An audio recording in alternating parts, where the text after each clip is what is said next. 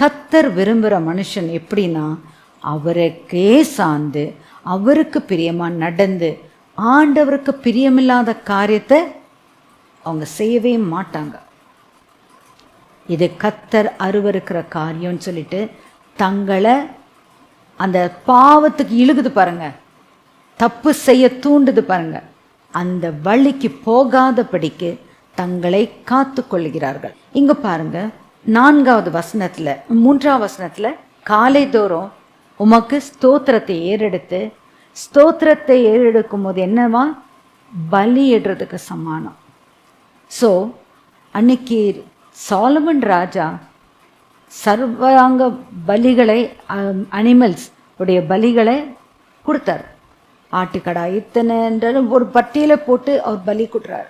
ஆனால் கர்த்தர் என்ன கேட்குறார், அது எல்லாத்தையும் காட்டிலும் நறுங்குண்ட ஆவிதான் கர்த்தர் விரும்புகிறார். அதில் அவர் என்ன சொல்கிறாரு, காலைதோறும் நான் உம்மண்டை நான் வர ஆண்டவரே, எனக்கு அந்த நாளுக்குண்டான பலனை தாங்க. And I am giving thanks to you, உமக்கு நான் நன்றி செலுத்துகிறேன். இந்த புதிய நாளை தந்திருக்கிறீர் என் வாழ்க்கையில். இந்த புதிய நாளிலே உமக்காக நான் வாழ எனக்கு சொல்லித்தாங்க, என்ன செய்யணுன்றதை சொல்லித்தாங்க ஆண்டவரே என்று தாவீது ராஜா தேவனை நோக்கி கூப்பிடுறார். அண்ட் 4வது வசனம் வாசிங்க. நீர் துன்மார்க்கத்தில் பிரியப்படுகிற தேவன் அல்ல, தீமை உம்மிடத்தில் சேர்வதும் இல்லை. துன்மார்க்கம் நான் என்னன்னா wicked. Those who will not obey the law. கர்த்தர் கொடுத்திருக்கிற கட்டளைகள், நியமங்கள், அதுக்கு துணிகரமாக செய்கிறாங்க பாருங்க, அந்த மக்கள் பேர் என்ன, wicked people. ஸோ தாவீது ராஜா சொல்கிற, ஆண்டவரே இந்த துன்மார்க்கருடைய காரியத்தில் நீங்கள் பிரியப்பட மாட்டீங்க. அக்கிரம சிந்தையாக இருக்காங்க பாருங்க, அவங்க மேலே கூட நீங்கள் பிரியமாக இருக்க மாட்டீங்க. அடுத்த வசனம் சொல்லுது, பெருமையாக போஸ்டிங் பீப்புள் இருக்காங்க பார்த்தீங்களா, அந்த போஸ்டர்ஸ் ஆல்சோ வில் நாட். தமிழில் வாசிங்கம்மா. வீம்புக்காரர் நீர் 5வது வசனம். வீம்புக்காரர் உம்முடைய கண்களுக்கு முன்பாக நிலை நிற்க மாட்டார்கள், அக்கிரமக்காரர் யாவரையும் வெறுக்கிறீர். இது இவர்கள் பேர் என்ன, வீம்புக்காரர், அக்கிரமக்காரர்கள். ஸோ கர்த்தர் என்ன சொல்றாரு, he will not, அதாவது தேவன் வந்து போஸ்ட் பண்றவங்க. போஸ்ட் பண்றதுன்னா எப்படி வரும்னாக்கா, தேவனுக்கு முக்கியத்துவம் கொடுக்காம, தேவன் என்ன நடத்துகிறார்ன்றது கொடுக்காம, தங்களுடைய காரியத்தில் தங்களால் செய்ய முடியும், தாங்கன்னு போகிறாங்க பார்த்தீங்களா, அந்த இடத்துல தி கம் அஸ் போஸ்டர்ஸ். அந்த boasters are evil doers. God abhors them. கர்த்தர் அருவருக்கிறார். ஸோ கர்த்தர் அருவருக்கிற காரியத்தில் நம்ம ஈடுபடக்கூடாது, நம்ம ஒதுங்கிடணும். அடுத்தது வாசிங்கம்மா. பொய் பேசுகிறவர்களை அழிப்பீர், இரத்த பிரியனையும் சூதுள்ள மனுஷனையும் கர்த்தர் அருவருக்கிறீர். இந்த வசனம் நான் எப்போவுமே என் லைஃப்பில் நான் வச்சுப்பேன். those people who tells lie, அவர்களுடைய எண்டு எப்படி இருக்கும்ன்றதை நீ வெளிப்படுத்தல் எடுத்து வாசிக்கலாம். It's a warning unto everybody. 21ஆம் அதிகாரம் 8வது வசனம்.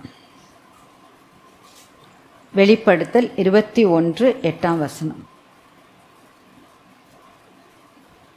பயப்படுகிறவர்களும் அவிசுவாசிகளும் அருவருப்பானவர்களும் கொலைபாதகரும் விபச்சாரக்காரரும் சூனியக்காரரும் விக்கிரக ஆராதனைக்காரரும் பொய்யர் அனைவரும் 2ஆம் மரணமாகிய அக்கினியும் கந்தகமும் எரிகிற கடலிலே பங்கடைவார்கள் என்றார். ஸோ எந்த விதமான பொய்யா இருந்தாலும் அவங்களுடைய எண்டு எங்கே முடிய போகுது, அக்கினி கடலுக்கு போவாங்க. இது 8 விதமான பாவங்கள் அதோட இன்டர்லிங்க்டாக இருக்கு. கர்த்தர் அருவருக்கிற காரியத்துக்குள்ள நம்ம we should not get ourselves connected. நம்ம அதோடு போகக்கூடாது. கர்த்தர் அருவருக்கிறார். அடுத்தது நான் எப்படி இருக்கணுன்றது 7வது வசனத்தில் சொல்லப்பட்டிருக்கு. நானோ உமது மிகுந்த கிருபையினாலே உமது ஆலயத்துக்குள் பிரவேசித்து உமது பரிசுத்த சந்நிதிக்குள் நேரே பயபக்தியுடன் பணிந்து கொள்வேன். பயபக்தியுடன் பணிந்து கொள்வேன். பரிசுத்தமாக தேவனுடைய சன்னிதானத்தில் நான் நிற்பேன். கர்த்தருக்கு பிரியமாக இருக்கிறதுக்கு இது நமக்கு ஒரு ஃபஸ்ட்டு ஸ்டெப்பு தாவீது ராஜா சொல்கிறார்.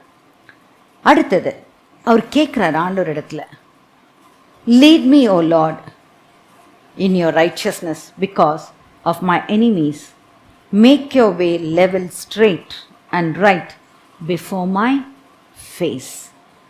தமிழில் வாசிங்க. கர்த்தாவே, என் சத்துருக்களின் நிமித்தம் என்னை உம்முடைய நீதியிலே நடத்தி எனக்கு முன்பாக உம்முடைய வழியை செவ்வைப்படுத்தும்.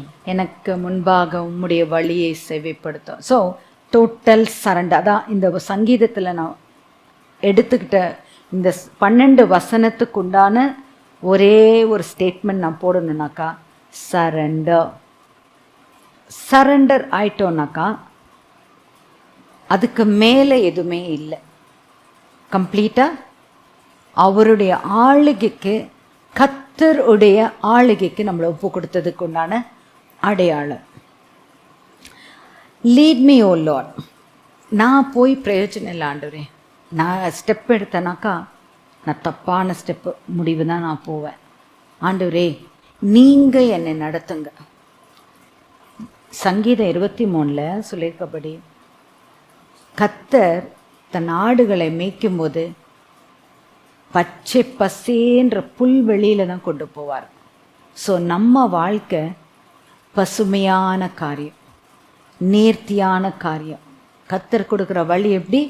மிகவும் மிகவும் சமாதானம் நிறைந்த நாடாக இருக்கும். அது எத்தனை பெரிய பாக்கியம் கர்த்தர் கொடுக்கறது. கர்த்தருக்கு மகிமை உண்டாகும் இதனால்.